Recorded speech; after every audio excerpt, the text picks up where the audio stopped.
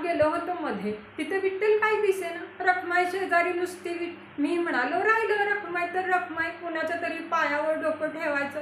पायावर ठेवलेलं डोकं काढून घेतलं, आपल्यालाच पुढं मागं लागेल म्हणून.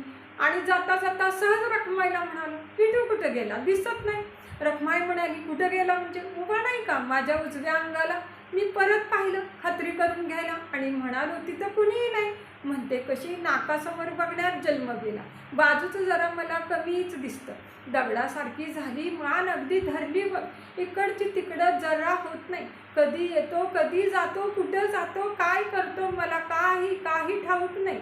खांद्याला खांदा भिडवून नेहमी बाजूला असेल विठू म्हणून मी बावळत उभी राहिले. आषाढी कार्तिकीला इतके लोक येतात नेहमी, पण मला कधीच कसं कुणी सांगितलं नाही. आज एकदमच भेटायला धावून आलं. 28 युगांचं एकटेपण, 28 युगांचं